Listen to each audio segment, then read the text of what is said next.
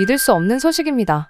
최근 해외 식당에 파견된 북한 여성들이 감쪽같이 사라지는 사건이 연달아 일어나고 있다고 합니다. 문제는 이것이 단순한 실종이 아니라는 점인데요. 모든 것이 식당 지하 비밀 공간에서 일어난다는 소문 말고는 아무도 진위 여부를 알 수가 없다고 합니다. 대체 북한에서 무슨 일이 일어나고 있는 건지 뉴스에서도 공개되지 않은 오늘의 사연 바로 시작합니다. 안녕하세요. 저는 탈북민 박지연입니다. 한때 중국 해외 식당에서 일을 한 적이 있었죠. 물론 그 일이 있기 전까지는 말입니다. 아직도 그날의 기억이 생생합니다. 평소처럼 학교에서 성악 연습을 하고 있는데 갑자기 당에서 저를 불렀습니다. 박지연 동무, 상하이에 파견되었소. 순간 숨이 멎었습니다. 해외 파견이라니? 두려움과 기대가 동시에 밀려왔어요. 중국에서 일하면 달러를 벌 수 있다는 말이 떠올랐습니다. 가족들에게 더 나은 삶을 줄 수 있다는 희망에 가슴이 터질 듯 했어요. 하지만 동시에 알 수 없는 불안감이 저를 짓눌렀습니다.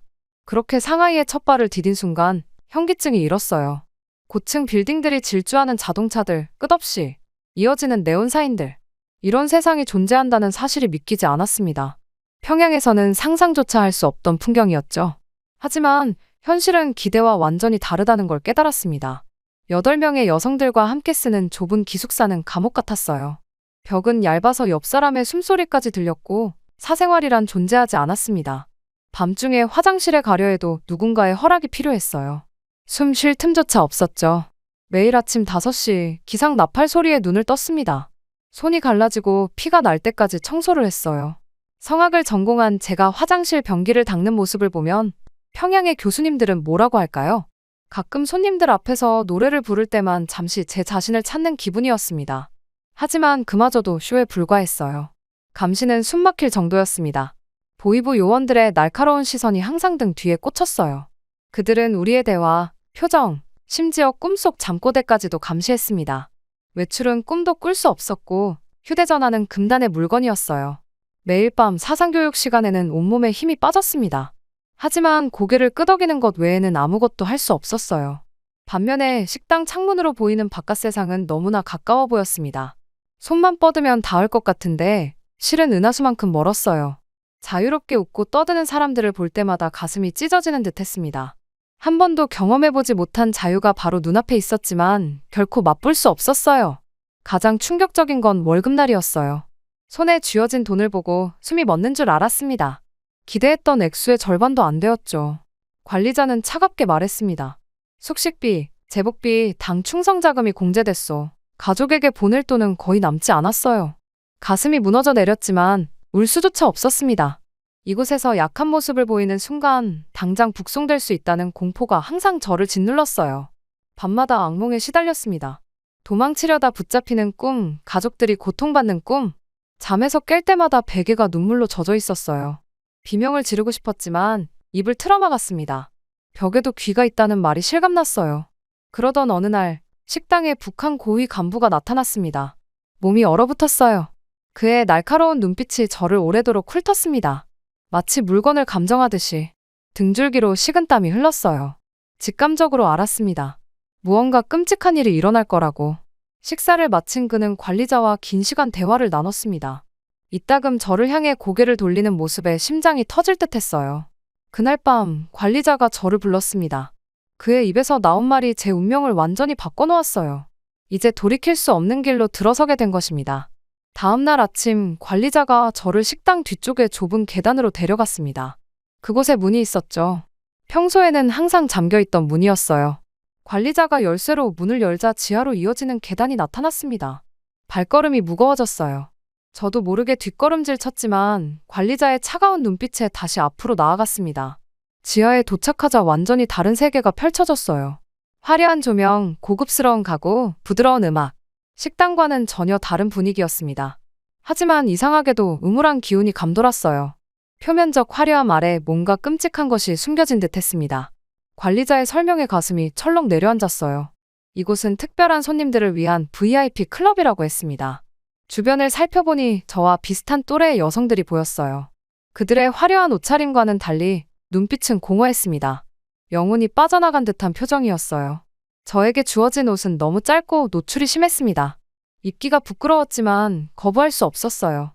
저녁이 되자 손님들이 하나둘 들어오기 시작했습니다. 북한 간부들, 중국 사업가들, 알 수 없는 신분의 사람들. 그들의 시선이 저를 향할 때마다 온몸이 오싹했어요. 첫날, 저는 단순히 술을 따르고 노래를 불렀습니다. 하지만 손님들의 요구는 점점 더 노골적으로 변해갔어요.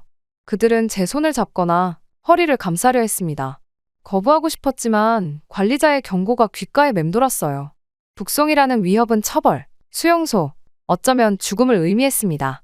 차라리 이곳의 굴욕을 견디는 게 낫다고 스스로를 설득했어요. 하지만 밤마다 침대에서 눈물을 삼켰습니다. 이게 정말 내가 꿈꾸던 해외 생활인가, 돈을 벌어 가족을 돕겠다던 내 꿈은 어디로 갔는가 하는 생각이 들었어요. 일주일쯤 지났을 때 저보다 먼저 이곳에서 일하던 수진이라는 여성이 저에게 비밀을 알려주었습니다. 여기 있는 여자들 중 일부는 밤에 손님들과 따로 만나야 한다는 사실이었어요. 그 말에 온몸이 얼어붙었습니다. 설마 그런 일까지 강요당하는 거 아니겠지 싶었어요. 하지만 수진의 눈빛은 진실을 말하고 있었습니다. 그날 이후로 공포는 더 커졌어요. 매일 밤 누가 불려갈지 두려움에 떨었습니다. 어느 날 저녁 관리자가 새로운 여성을 데리고 왔어요. 식당에서 함께 일하던 미영이었습니다. 그녀의 눈은 공포로 가득 차 있었어요. 우리는 말없이 서로를 바라봤습니다. 이곳에 실체를 알게 된 공포를 우리는 모두 공유하고 있었어요. 시간이 흐를수록 점점 더 많은 요구를 감당해야 했습니다. 노래를 부르고 춤을 추고 손님들의 어깨를 마사지하고 끊임없이 웃어야 했어요. 몸과 마음이 지쳐갔습니다. 하루는 너무 피곤해서 잠시 웃음을 잃었다가 관리자에게 뺨을 맞았어요. 그 후로는 가짜 웃음도 완벽하게 지어야 했습니다. 제일 힘든 건 밤이었어요. 침대에 누우면 온갖 생각이 밀려왔습니다. 탈출할 방법은 없을까 고민했지만 이곳은 미로 같았고 감시의 눈은 어디에나 있었어요.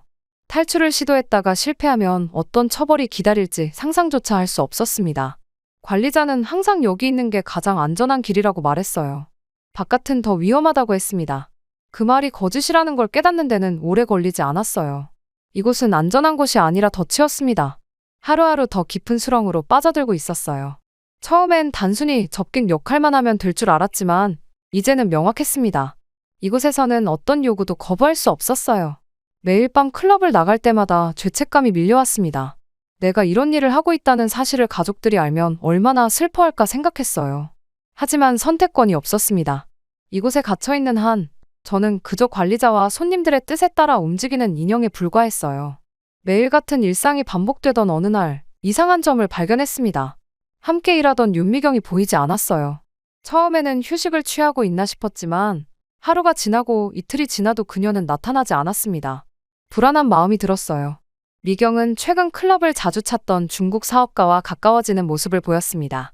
그 사업가는 언제나 값비싼 정장을 입고 호화로운 선물을 가져왔어요. 미경에게 특별한 관심을 보였고 둘이 조용히 대화하는 모습을 몇 번 목격했습니다. 어느 날은 미경이 눈을 반짝이며 저에게 속삭였어요. 그 사업가가 자신을 이곳에서 데리고 나가겠다는 약속을 했다고. 그날 이후 미경은 사라졌습니다. 처음에는 정말로 그 사업가와 함께 떠난 걸까 하는 생각이 들었어요. 하지만 너무 급작스러운 변화였습니다. 클럽 매니저는 마치 아무 일도 없었던 것처럼 행동했고 며칠 후 미경의 자리에는 새로운 여성이 채워졌어요. 불안감에 휩싸여 다른 동료들에게 미경의 행방을 물었습니다. 하지만 모두 겁에 질려 입을 다물었어요. 누구도 미경에 대해 말하고 싶어 하지 않았습니다. 유일하게 수진만이 제 눈을 똑바로 보며 고개를 가로저었어요. 그 눈빛에서 무언가 끔찍한 일이 일어났음을 직감했습니다. 그날 밤 잠을 이루지 못하고 화장실에 가려고 나섰어요. 복도를 지나던 중 창고 근처에서 관리자들의 목소리가 들렸습니다. 숨을 죽이고 귀를 기울였어요. 관리자의 목소리가 차갑게 울렸습니다. 바깥 세상을 꿈꾸면 어떻게 되는지 보여줘야 한다는 말과 함께 절대 입도 뻥긋하지 못하게 했으니 걱정 말라는 내용이었어요. 순간 온몸에 피가 얼어붙는 느낌이었습니다. 그 자리에서 움직일 수 없었어요. 미경이 사업가와 함께 도망치려다 발각된 것이었습니다. 그리고 그녀는 사라졌어요. 무슨 일이 일어났는지 정확히 알 수 없었지만 상상만으로도 공포가 밀려왔습니다. 다음 날 관리자는 평소와 다름없이 행동했습니다. 그의 얼굴에는 아무런 감정이 없었어요. 어떻게 그럴 수 있을까? 사람이 사라졌는데. 미경은 어디로 갔을까? 살아있을까? 이런 생각들이 머릿속을 맴돌았습니다. 식당에서 일하던 다른 여성들이 차례로 지하 클럽으로 끌려오는 모습도 목격했어요. 그들의 눈빛이 변해가는 것을 지켜보는 것이 고통스러웠습니다. 처음엔 공포와 혼란, 그리고 점차 체념과 냉소로 바뀌어 갔어요. 우리 모두 같은 운명에 갇힌 것 같았습니다. 밤마다 같은 악몽을 꾸었어요. 미경이 도망치다 붙잡히는 꿈, 제가 뒤쫓기는 꿈. 잠에서 깨면 온몸이 땀으로 젖어 있었습니다. 이제는 믿을 수 있는 사람이 아무도 없었어요. 모든 사람이 의심스러웠고 모든 말이 함정처럼 느껴졌습니다. 어느 날 수진이 조심스럽게 저에게 다가왔어요. 아무도 듣지 않는 것을 확인한 후 그녀는 미경이 평양으로 송환되었다고 말했습니다. 도망치려다 붙잡힌 자에 대한 처벌이었어요. 그리고 그녀의 가족들도 함께 처벌받았을 거라고. 그 말을 들은 순간 온몸에 전율이 흘렀습니다. 나도 똑같은 운명이 될 수 있다는 생각에 숨이 막혔어요. 이곳을 떠나려는 순간 저도 미경과 같은 일을 당할 수 있었습니다. 그리고 더 무서운 것은 가족들까지 위험에 빠뜨릴 수 있다는 사실이었어요. 극도의 공포가 밀려왔습니다. 하지만 동시에 처음으로 이곳을 탈출해야겠다는 생각이 들었어요. 이대로 남아있다면 언젠가는 저도 완전히 무너질 것 같았습니다. 하지만 감시가 삼엄한 이곳에서 과연 탈출이 가능할까요? 실패하면 미경과 같은 운명, 아니 어쩌면 더 끔찍한 일이 기다리고 있을지도 모릅니다. 매일 밤 잠들기 전 가능한 탈출 경로를 머릿속으로 그려봤어요. 하지만 모든 문은 잠겨 있었고 창문에는 쇠창살이 있었으며 감시 카메라는 모든 곳을 비추고 있었습니다. 게다가 누구를 믿을 수 있을지도 확실치 않았어요. 동료들 중에도 관리자의 스파이가 있을지 모릅니다. 그럼에도 불구하고 저는 포기할 수 없었어요. 이곳은 제가 있을 곳이 아니었습니다. 어떻게든 탈출해서 자유를 찾아야 했어요. 하지만 혼자서는 불가능했습니다. 도움이 필요했어요. 누군가 바깥에서 손을 내밀어 줄 사람이 있다면, 그런 생각을 하며 매일 밤을 보냈습니다. 매일 똑같은 날들이 지나가는 동안 저는 점점 더 절망에 빠져갔습니다. 탈출하고 싶지만 혼자서는 불가능했어요. 미경의 실패로 인한 공포가 저를 올가매고 있었습니다. 하지만 운명은 때때로 예상치 못한 방향으로 흘러가기도 하는 법이죠. 어느 날 저녁, 클럽에 한 남자가 들어왔습니다. 다른 손님들과는 달리 그는 조용했고 예의 바르게 행동했어요. 이름은 김도훈. 한국계 사업가라고 자신을 소개했습니다. 그는 종종 클럽을 찾았고 항상 저에게 노래를 요청했어요. 처음에는 그도 다른 손님들과 마찬가지라고 생각했습니다. 하지만 도훈은 달랐어요. 그는 저를 물건처럼 대하지 않았고 대화할 때면 진심으로 제 이야기에 귀를 기울였습니다. 몇 번의 짧은 대화를 나누면서 서서히 그에 대한 경계심이 풀렸어요. 어느 날 도훈이 손가락으로 테이블 위에 무언가를 적고 있는 것을 발견했습니다. 자세히 보니 한글이었어요. 도움이 필요하신가요? 순간 심장이 멎는 줄 알았습니다. 그는 저의 상황을 눈치챈 걸까요? 아니면 함정일까요? 며칠을 고민했습니다. 도훈을 믿어도 될까? 만약 그가 저를 배신한다면 미경처럼 되거나 더 끔찍한 일이 일어날 수도 있었어요. 하지만 이대로 남아있는 것도 천천히 죽어가는 것과 다름없었습니다. 결국 저는 도훈에게 도움을 청하기로 결심했어요. 다음번 그가 클럽에 왔을 때 음료를 서빙하는 척하며 그의 귀에 속삭였습니다. 도와주세요. 그 세 글자를 말하는 동안 온몸이 떨렸어요. 돌이킬 수 없는 선을 넘은 것 같았습니다. 도훈은 아무런 표정 변화 없이 고개를 살짝 끄덕였어요. 그날 밤 그는 떠나기 전 화장실에 갔다가 작은 쪽지를 남겼습니다. 아무도 보지 않을 때 그것을 주워 읽었어요. 도와드리겠습니다. 국제인권단체와 연결되어 있습니다. 증거를 모아주세요. 희망이 생겼습니다. 하지만 동시에 위험도 커졌어요. 저는 최대한 자연스럽게 행동하려 노력했습니다. 관리자들의 의심을 살 수는 없었어요. 낮에는 평소처럼 일하고 밤에는 조심스럽게 계획을 세웠습니다. 도훈의 지시에 따라 저는 클럽 내부의 정보를 수집하기 시작했어요. 감시 카메라의 위치, 경비원들의 교대 시간, 관리자들의 이동 패턴을 머릿속에 기억했습니다. 가능한 탈출 경로도 조사했어요. 뒷문으로 나가면 골목길로 연결되고 그곳에서 5분만 걸으면 번화가에 도착할 수 있다는 것을 파악했습니다.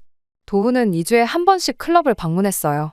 매번 짧은 대화와 쪽지를 통해 계획을 조금씩 발전시켜 나갔습니다. 그는 국제인권단체와 연결되어 있었고 그들은 탈북자들을 돕는 안전한 루트를 알고 있었어요. 하지만 먼저 클럽에서 나가는 것이 관건이었습니다. 저는 또한 클럽에서 일어나는 불법 활동의 증거도 수집했어요. 북한 당국자들의 부패, 돈 세탁, 불법 거래 등에 관한 정보를 머릿속에 기억했습니다. 이 정보는 나중에 국제사회에 알리기 위한 것이었어요. 매일 밤 잠들기 전에 계획을 머릿속으로 반복했습니다. 한 번의 실수도 용납되지 않는 상황이었어요.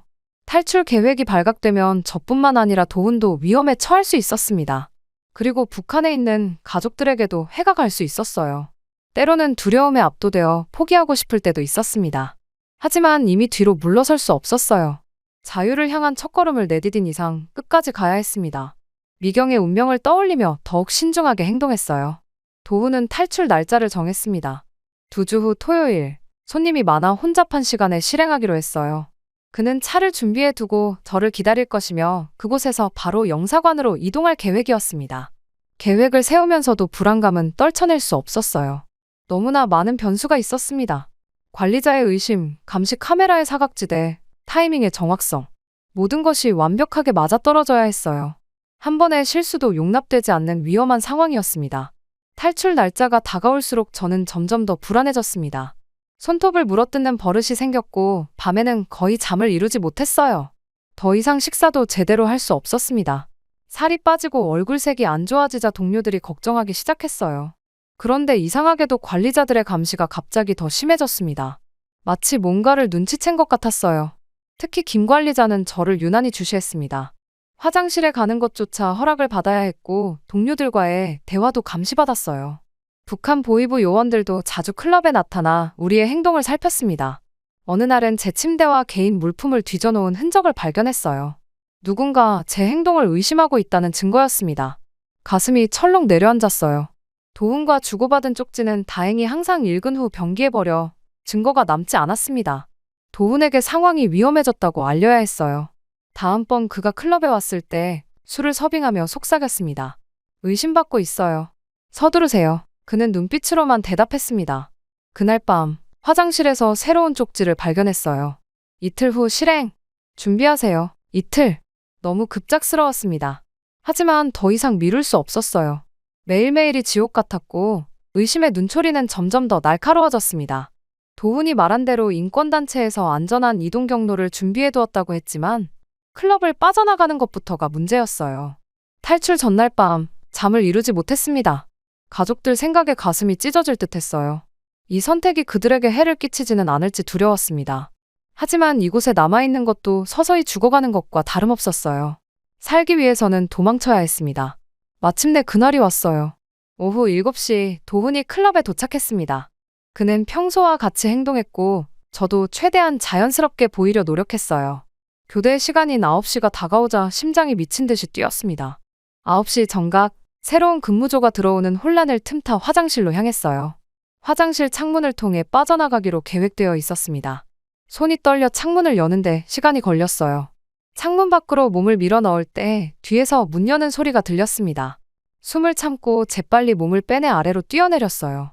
착지할 때 발목이 접질렸지만 고통을 참고 일어났습니다. 골목길로 달렸어요. 약속한 장소에 도훈의 차가 기다리고 있었습니다. 차에 올라타자마자 그는 엑셀을 밟았어요. 그 순간 클럽 뒤편에서 고함 소리가 들렸습니다. 제가 사라진 것을 발견한 모양이었어요. 도훈은 미리 준비한 경로로 차를 몰았습니다. 상하이를 빠져나가야 해요. 국경으로 가는 게 가장 안전합니다. 그의 말에 고개를 끄덕였어요. 하지만 마음은 여전히 공포로 가득했습니다. 예상대로 북한 보위부와 중국 공안이 신속하게 움직였어요. 도시를 빠져나가는 주요 도로에는 검문소가 설치되었고 제 사진이 배포되었다고 했습니다. 도훈은 우회로를 통해 상하이를 빠져나가려 했지만 몇 번이나 위험한 순간을 겪었어요. 한 검문소에서는 차 트렁크에 숨어야 했습니다. 숨을 쉬는 것조차 두려웠어요. 다행히 도훈의 뇌물이 통했는지 검문을 무사히 통과했습니다. 그렇게 상하이를 빠져나와 남쪽으로 향했어요. 목적지는 라오스였습니다. 국경으로 가는 길은 긴장의 연속이었어요. 한 번은 휴게소에서 북한 요원으로 보이는 사람들과 마주칠 뻔했습니다. 다른 때는 도로변에 세워진 검문에 걸려 체포될 위기도 있었어요. 매 순간이 생사의 갈림길이었습니다. 결국 우리는 중국과 라오스 국경 근처까지 도착했어요. 그곳에서 도훈은 저를 다른 조력자에게 넘겼습니다. 여기서부터는 제가 더 도울 수 없어요. 이분을 따라가면 안전할 겁니다. 도훈과 작별하기 전 감사의 말을 전했습니다. 그가 아니었다면 저는 여전히 그 지옥 같은 곳에 갇혀 있었을 거예요. 그는 미소 지으며 고개를 끄덕였습니다. 자유를 찾길 바랍니다. 도훈과 헤어진 후 새로운 안내자를 따라 라오스 국경을 향해 걸었습니다. 그는 말이 없었고 저도 묻지 않았어요. 서로에 대해 아는 것이 적을수록 안전했으니까요. 국경지대는 숲이 우거져 있었고 밤중에 몰래 국경을 넘었습니다. 매 발걸음마다 심장이 터질 듯 했어요. 라오스에 들어선 순간 잠시 안도했지만 여정은 여전히 위험했습니다. 국경 마을에서 만난 중개인은 저를 태국으로 데려가겠다고 했어요. 그는 돈을 많이 요구했지만 도훈이 미리 준비해둔 돈으로 해결할 수 있었습니다. 밤낮으로 이동했어요. 낮에는 작은 마을의 은신처에 숨어 있다가 밤에는 오토바이나 트럭 뒤편에 숨어 이동했습니다. 매 순간이 공포의 연속이었어요. 한 번은 라오스 경찰의 검문에 걸려 숨도 쉬지 않고 트럭 짐칸 밑에 숨은 적도 있었습니다. 태국으로 가는 길에 저를 안내하던 중개인이 갑자기 태도를 바꿨어요. 그는 더 많은 돈을 요구했고 제게 위협적인 태도를 보였습니다. 돈이 다 떨어졌다고 말하자 그는 저를 다른 사람들에게 팔아넘기겠다고 협박했어요. 그날 밤 그가 술에 취해 잠든 틈을 타 몰래 도망쳤습니다. 홀로 낯선 마을을 헤매다가 우연히 만난 한 노부부의 도움으로 다른 루트를 찾을 수 있었어요. 그들은 저를 안쓰럽게 여겨 하룻밤 재워주고 다음 마을로 가는 버스비를 주었습니다. 사람의 따뜻함을 오랜만에 느꼈어요. 태국 국경에 도착했을 때 또 다른 위기가 찾아왔습니다. 국경 경비대가 저를 의심스럽게 바라봤어요. 가짜 여권이 들통날까 두려웠습니다. 심장이 목구멍까지 올라왔고 다리가 후들거렸어요. 하지만 다행히 국경을 무사히 통과할 수 있었습니다. 태국에 들어선 후에도 위험은 계속됐어요. 태국 경찰의 검문에 걸려 불법 입국자로 체포될 위기도 있었습니다. 다행히 브로커가 뇌물을 주고 저를 빼낼 수 있었어요. 그러나 그 일로 남은 돈의 대부분을 써버렸습니다. 방콕으로 가는 길은 밀림을 통과해야 했어요. 뱀과 독충이 우글거리는 숲속을 이틀 동안 걸었습니다. 발은 물집으로 가득했고 온몸은 벌레 물린 자국으로 뒤덮였어요. 한 번은 강을 건너다 거의 익사할 뻔했습니다. 체력이 바닥났지만 자유를 향한 갈망이 저를 계속 앞으로 나아가게 했어요. 방콕으로 가는 동안 저는 끊임없이 주변을 경계했습니다. 북한 요원들이 아직도 저를 쫓고 있을지 모른다는 공포가 저를 괴롭혔어요. 매번 검은색 차를 보거나 한국어나 중국어를 말하는 사람을 들으면 심장이 멎을 것 같았습니다. 마침내 방콕에 도착했어요. 도훈이 알려준 대로 한국 대사관을 찾아갔습니다. 대사관 앞에 서자 비로소 머릿속에 안도감이 밀려왔어요. 하지만 동시에 새로운 불안감도 생겼습니다. 이곳에서 저를 받아줄까? 제 이야기를 믿어줄까? 떨리는 다리로 대사관 문을 향해 한 걸음 한 걸음 내디뎠어요. 이제 와서 돌아갈 곳은 없었습니다. 오직 앞으로 나아갈 수밖에 없었어요. 대사관 문 앞에 서자 그동안 참았던 감정이 한꺼번에 터져 나왔습니다. 눈물이 멈추지 않았어요. 문을 두드리자 경비원이 나왔습니다. 저는 떨리는 목소리로 말했어요. 제발 도와주세요. 저는 북한에서 왔습니다. 대사관 직원들은 친절했습니다. 그들은 저를 안으로 안내하고 따뜻한 차와 음식을 주었어요. 처음으로 안전하다고 느꼈습니다. 그러나 한편으로는 여전히 불안했어요. 이제 정말로 자유를 얻은 걸까? 북한의 손길이 여기까지 미치지는 않을까? 직원이 저에게 말했어요. 이제 안전합니다. 한국으로 갈 수 있도록 도와드리겠습니다. 그 말을 듣는 순간 눈물이 멈추지 않았습니다. 마침내 악몽이 끝나는 건가? 이제 진짜 새 삶을 시작할 수 있는 건가? 하지만 아직 마음속 깊은 곳에는 공포가 남아있었어요. 한국에 도착한 날, 인천공항의 밝은 불빛이 제 눈을 아프게 했습니다. 대사관에서 여러 절차를 거친 후 마침내 한국 땅을 밟게 된 것이었어요. 공항에서 저를 맞이한 사람들은 국가정보원 직원이라고 자신을 소개했습니다. 그들은 저를 조용히 별도의 출구로 안내했어요. 국정원 시설에 도착했을 때 처음으로 두려움이 밀려왔습니다. 또 다른 감시와 신문이 시작되는 건 아닐까 불안했어요. 조사관들은 친절했지만 수십 번의 질문을 반복했습니다. 북한에서의 생활, 중국에서의 경험, 탈출 경로까지 모든 것을 상세하게 물었어요. 밤낮 없이 이어지는 조사에 지치기도 했습니다. 한 달여 동안의 조사 과정을 마치고 저는 하나원이라는 북한 이탈 주민 정착 지원 시설로 이동했어요. 그곳에서 한국 사회에 적응하기 위한 교육을 받았습니다. 하지만 교육 내용을 이해하는 것보다 더 어려웠던 것은 이 모든 것이 현실이라는 사실을 받아들이는 일이었어요. 첫 외출날, 저는 하나원 직원과 함께 근처 편의점에 갔습니다. 선반에 가득 진열된 다양한 상품들을 보고 숨이 막혔어요. 북한에서는 상상도 할 수 없었던 풍요로움이었습니다. 직원이 원하는 것을 골라보라고 했어요. 그 순간 눈물이 왈칵 쏟아졌습니다. 그동안 누군가의 허락 없이는 아무것도 선택할 수 없었는데 갑자기 찾아온 이 자유가 너무 낯설었어요. 한국 사회로 나온 첫 주는 모든 것이 신기했습니다. 사람들이 자유롭게 길을 걷고 웃고 대화하는 모습. 아무도 감시하지 않는다는 사실이 믿기지 않았어요. 한 번은 식당에서 따뜻한 국밥을 먹었는데 그 맛이 너무 좋아서 또다시 눈물이 났습니다. 처음으로 맛보는 진정한 자유의 맛이었어요. 지하철에서는 사람들이 자유롭게 스마트폰을 보고 있었습니다. 북한에서는 상상도 못할 일이었어요. 한국 사람들은 당연하게 여기는 것들이 저에게는 모두 기적 같았습니다. 밤의 거리에 화려한 간판들, 24시간 영업하는 가게들, 자유롭게 의견을 나누는 사람들. 매일이 놀라움의 연속이었어요. 하지만 이런 자유 속에서도 저는 쉽게 마음을 열지 못했습니다. 너무 오랫동안 감시와 통제 속에서 살아왔기 때문에 항상 경계심이 있었어요.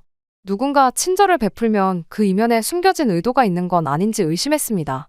행복하게 웃는 사람들을 보면 가식적으로 느껴졌고 그들이 진정으로 행복할 리 없다고 생각했어요. 밤마다 악몽에 시달렸습니다. 꿈에서는 여전히 북한 요원들이 저를 쫓아다녔고 상하이의 지하 클럽으로 끌려가는 장면이 반복됐어요.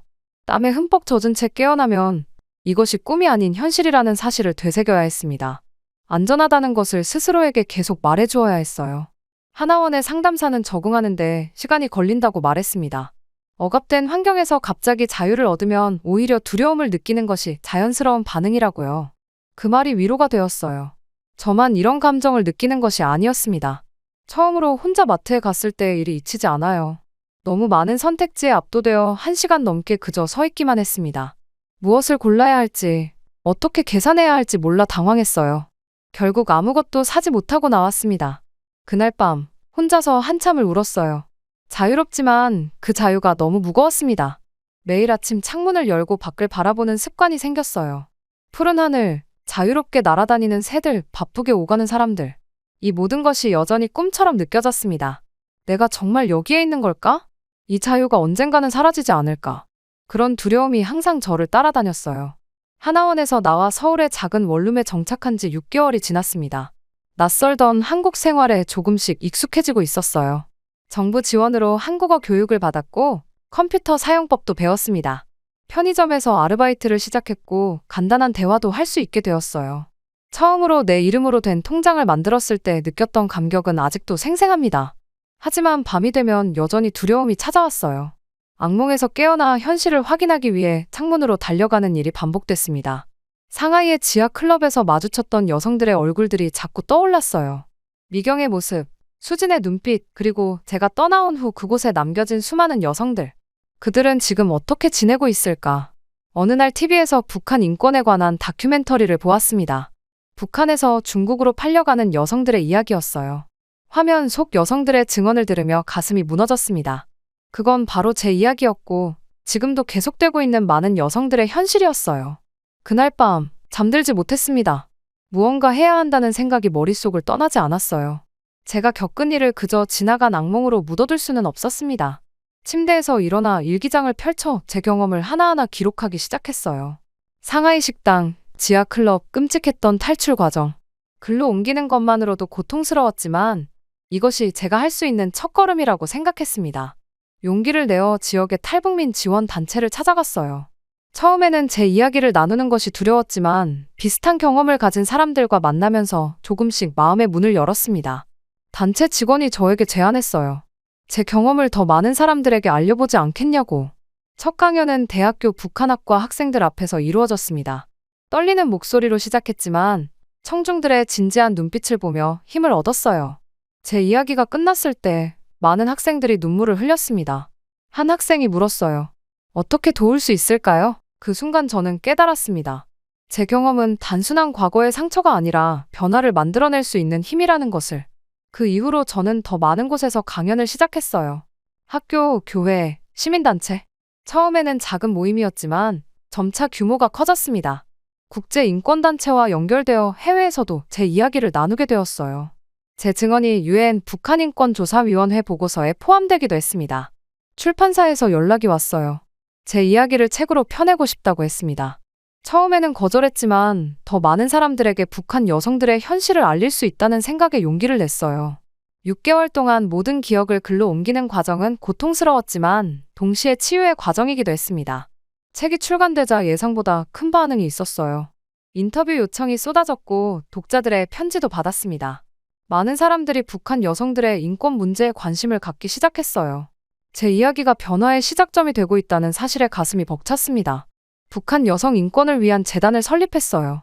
탈북 여성들의 안전한 탈출과 정착을 돕고 해외에 팔려간 북한 여성들을 구출하는 활동을 시작했습니다. 제가 겪었던 고통을 다른 여성들은 겪지 않게 하고 싶었어요. 이제 저는 세계 곳곳을 다니며 북한 여성들의 목소리를 전하고 있습니다.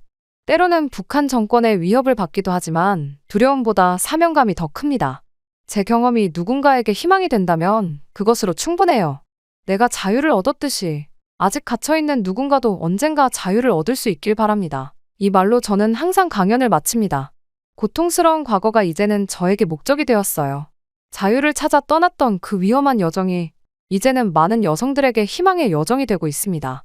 북한의 응원단원들에게 남한은 동화 속 나라로 불린다고 합니다. 때문에 많은 이들이 큰 동경을 가지고 응원단에 지원을 한다고 하죠. 하지만 실제로 남한에 다녀온 이들은 극심한 우울증을 겪거나 억울한 죽임을 당하게 된다고 합니다. 바로 그들이 다녀온 후 뱉은 말 한마디 때문이라고 하는데요. 오늘의 사연자분 또한 북한에서 끔찍한 일을 겪고 살기 위해 탈북을 했다고 합니다. 대체 북한에서 무슨 일이 일어나고 있는 건지 오늘의 충격적인 사연 바로 시작합니다. 안녕하세요. 저는 탈북민 리지연이라고 합니다. 이번 하얼빈 동계올림픽을 보고 있노라니 제가 겪었던 끔찍한 일이 떠올라 용기를 내어 사연을 보내게 되었습니다. 한때 저도 북한 응원단원으로 활동을 했었거든요. 물론 그 일이 일어나기 전까지는 말입니다. 모든 것은 제가 평창 올림픽 응원단에 지원하면서 시작됐어요. 당시 저희 또래들 사이에서는 남한이 마치 동화 속 나라처럼 여겨졌거든요. 모두가 풍족하게 살고 길거리마다 불이 환하게 켜져 있다는 이야기들. 그곳에 가보고 싶다는 생각에 더욱 열심히 준비했습니다. 그리고 마침내 최종 합격 소식을 들었을 때 온 가족이 기뻐서 눈물을 흘렸어요. 하지만 그건 시작에 불과했습니다. 3개월 동안 매일 남한에서 해서는 안 될 말, 하지 말아야 할 행동들을 끊임없이 주입받았죠. 절대로 남한 사람들과 개인적인 대화를 나누지 마라. 호기심을 보이지 마라. 규칙은 끝도 없었습니다. 이후 드디어 남한 땅을 밟았을 때의 충격은 말로 표현할 수가 없을 정도였습니다. 평양에서 봤던 것과는 완전히 달랐죠. 북한에서는 고위 간부 자제들이나 입는 그런 옷들을 여기서는 평범한 시민들이 입고 있었습니다. 게다가 편의점에 들어갔을 때는 숨이 멎는 것 같았어요.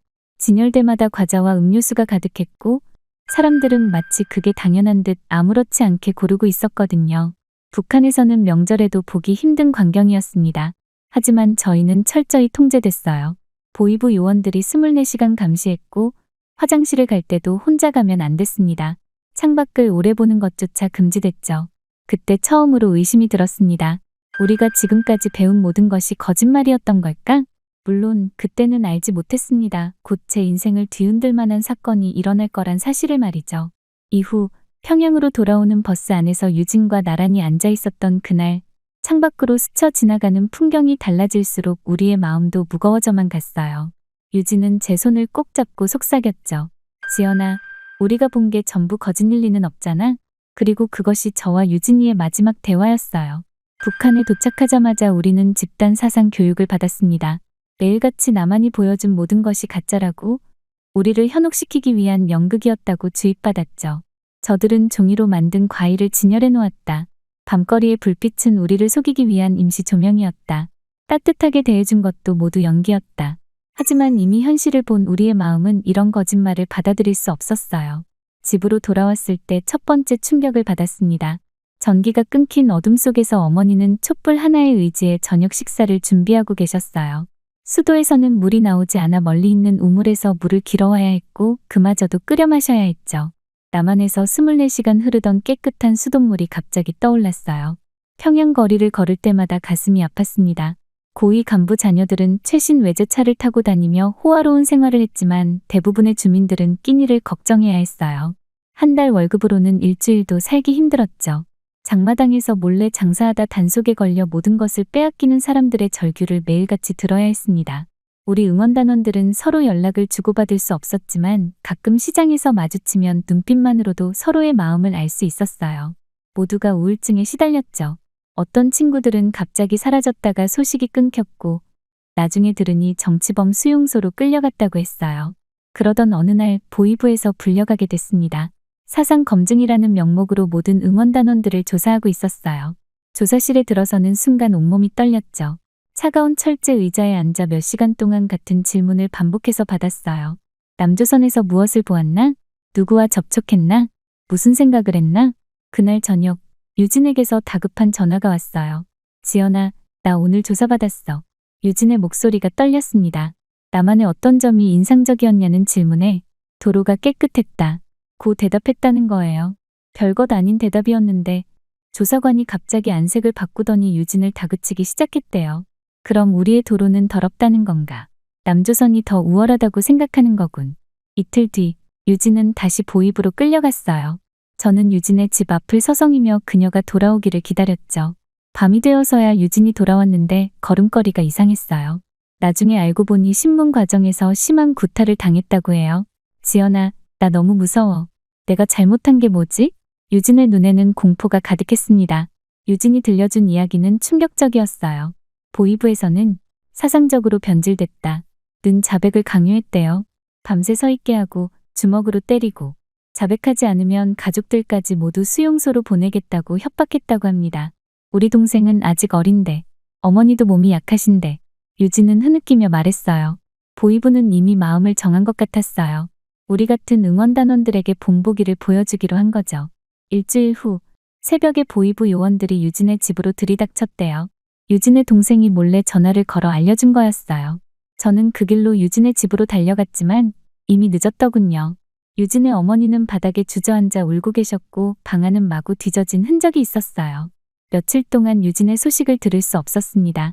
보이부에 찾아가 봤지만 문전박대당했고 아는 사람들을 수소문해봐도 아무도 알려주지 않았어요. 그러다 열흘 만에 충격적인 소식을 들었습니다. 유진이 정치범 수용소로 이송되던 중에 도주를 시도하다가 현장에서 즉결 처형됐다는 거예요. 말도 안 되는 소리였습니다. 유진은 절대로 도망갈 사람이 아니었어요. 그녀는 너무나 순수하고 착했고 무엇보다 가족들을 너무 사랑했거든요. 분명 그들이 유진을 죽인 거예요. 단지 도로가 깨끗했다. 는 말 한마디 때문에 북한 당국은 우리에게 공포심을 심어주기 위해 유진을 희생양으로 삼은 거죠. 유진의 장례식도 치르지 못했어요. 반동분자의 시신은 가족에게도 돌려주지 않는다고 했거든요. 사람들은 유진의 이름을 입에 올리는 것조차 두려워했고 마치 그녀가 존재하지 않았던 것처럼 굴었습니다. 하지만 저는 잊을 수 없었어요. 매일 밤 악몽에 시달렸어요. 꿈에서는 계속해서 유진이 나타났죠. 더 비참했던 건 사람들이 유진을 지우려 한다는 거였어요. 아무도 유진의 이름을 말하지 않았고 학교 졸업 앨범에서 유진의 사진이 사라졌으며 그녀가 받았던 상장들도 모두 폐기됐다고 해요. 심지어 유진의 부모님은 딸이 없었다고 말해야만 했죠. 마치 유진이라는 사람이 이 세상에 존재하지 않았던 것처럼. 그때 깨달았어요. 이곳은 더 이상 제가 살 수 있는 곳이 아니라는 걸.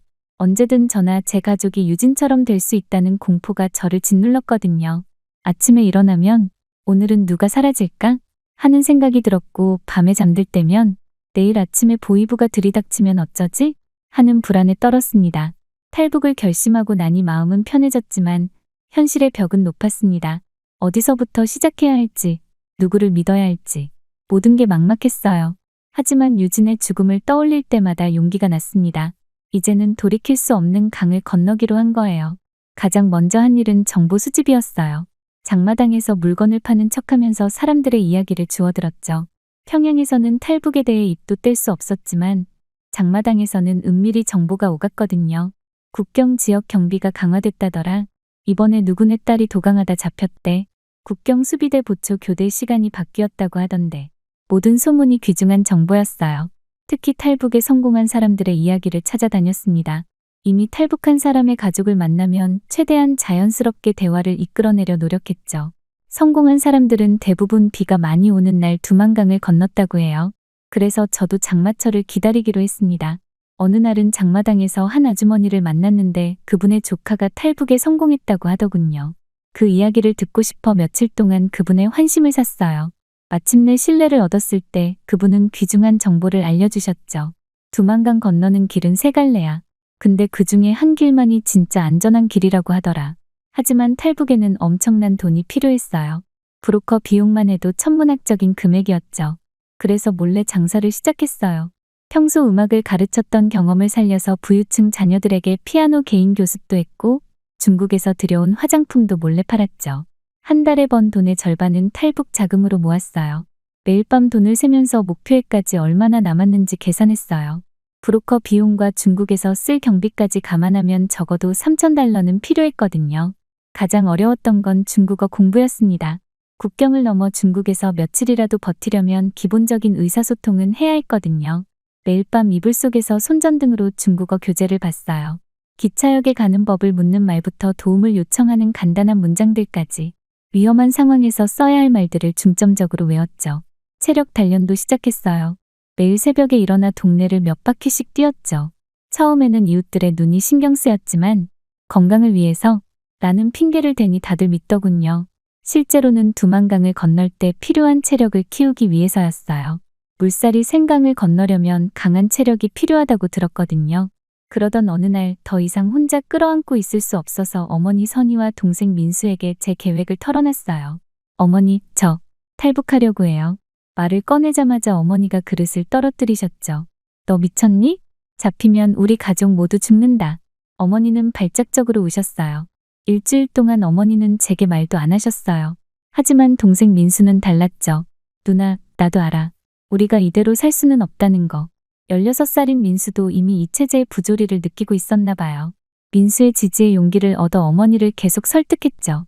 어머니, 우리 이대로 살다가는 모두 유진이처럼 될 수도 있어요. 사흘 밤을 뜬 눈으로 지새우며 가족회의를 했어요. 결국 어머니도 눈물을 머금고 동의하셨죠. 차라리 죽을 위험을 무릅쓰고라도 자유를 찾는 게 낫겠다. 그때부터 우리 가족은 은밀한 준비를 시작했어요. 어머니는 평소보다 더 많은 옷을 빨래줄에 널어두셨죠. 이웃들의 눈을 속이기 위해서였어요. 민수는 학교에서 더욱 모범적으로 행동했고 저는 오히려 당국에 충성스러운 모습을 보이려 노력했죠. 의심을 피하기 위해서였어요. 가장 중요한 건 탈북 시기를 결정하는 거였어요. 국경 수비가 가장 허술해지는 때를 골라야 했거든요. 매일 일기예보를 주시했죠. 비가 많이 오는 날이어야 했어요. 그래야 국경 수비대의 시야도 나쁘고 우리의 발소리도 들리지 않을 테니까요. 준비하는 동안 매 순간이 공포와의 싸움이었어요. 혹시라도 우리의 계획이 누설되면 유진처럼 될 수도 있다는 생각에 늘 두려웠죠. 하지만 이상하게도 그 두려움이 오히려 우리를 더 강하게 만들었어요. 한번 결심한 이상 뒤돌아볼 수는 없었으니까요. 어머니는 밤마다 이불 속에서 몰래 울었어요. 평생 살아온 고향을 떠난다는 게 얼마나 힘든 결정이었을까요? 하지만 아침이 되면 어머니는 늘 강한 모습을 보이셨죠. 이제 됐다. 여기서 너희 미래는 없어. 엄마는 괜찮아. 그런 어머니를 보면서 더욱 결심이 굳어졌어요. 민수는 자기 나름대로 준비를 했어요. 매일 밤 중국 지도를 그리고 외웠죠. 혹시 헤어지더라도 만날 수 있는 장소를 정하고 각자 가야 할 방향도 암기했어요. 16살 소년치고는 너무 철이 일찍 든 것 같아 마음이 아팠죠.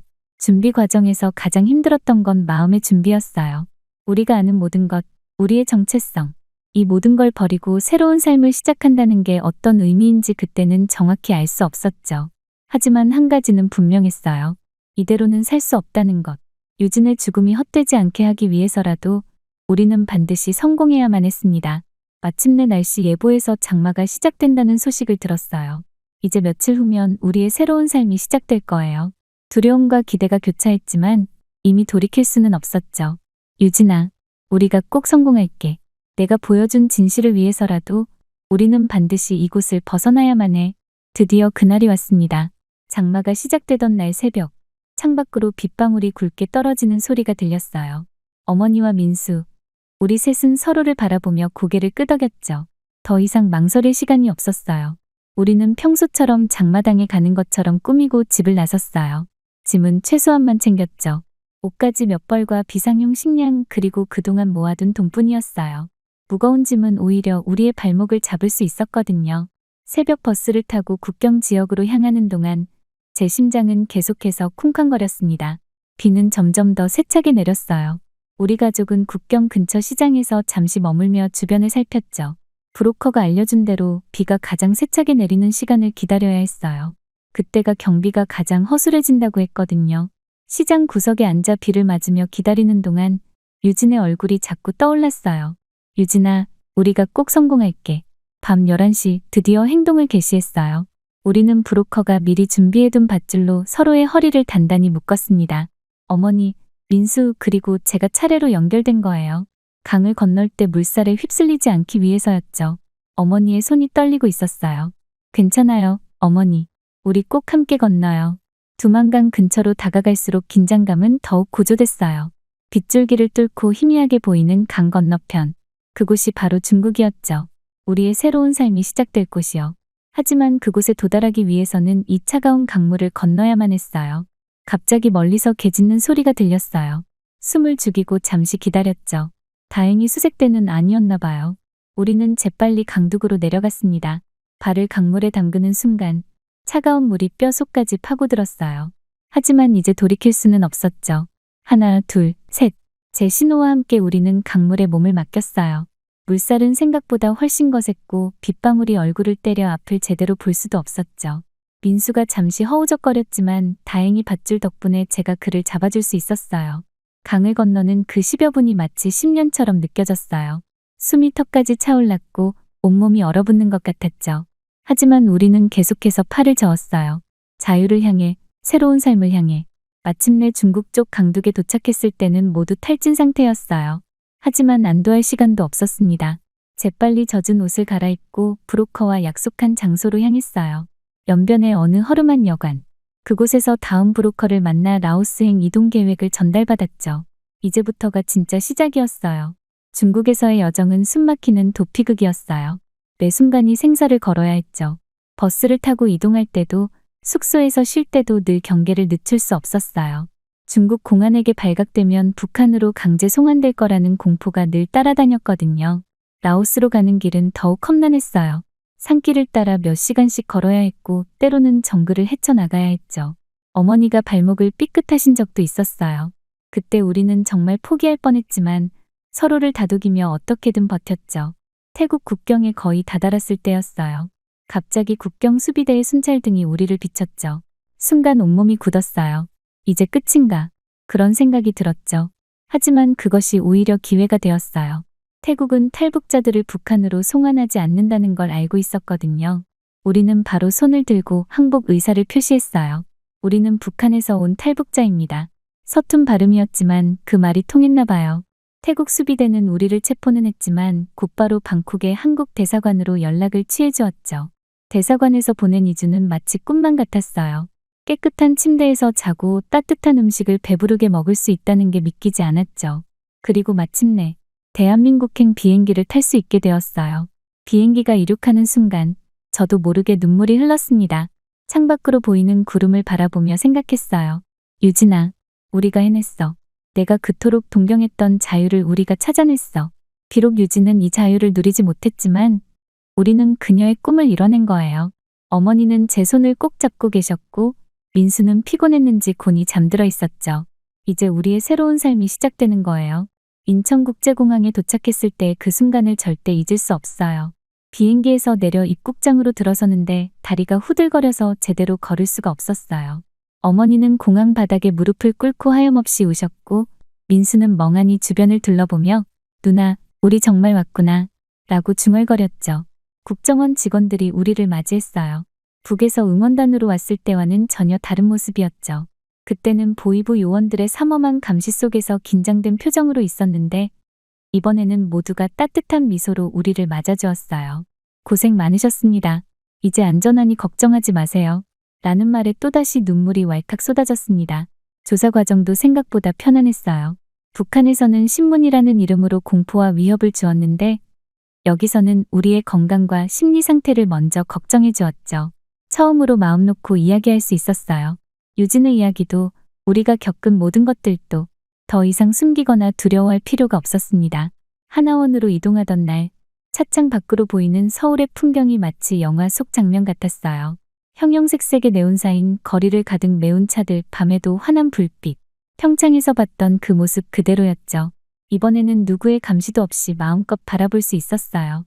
하나원에서의 생활은 제게 큰 충격이었어요. 좋은 의미에서요. 24시간 내내 전기가 들어오고 수도꼭지만 틀면 깨끗한 물이 나오는 게 신기했죠. 특히 온돌바닥의 따뜻함이 너무 좋았어요. 북한에서는 겨울이면 항상 발이 시려서 잠들기 힘들었는데 여기서는 바닥이 따뜻해서 쌀쌀한 날에도 편히 잘 수 있었거든요. 더 놀라웠던 건 에어컨이었어요. 더운 여름날 버튼 하나로 시원한 바람이 나오는 게 마치 마법 같았죠. 북한에서는 상상도 못했던 일이에요. 무더운 날에는 그저 부채질하며 견뎌내야 했는데 이런 게 당연한 일상이라는 게 믿기지 않았어요.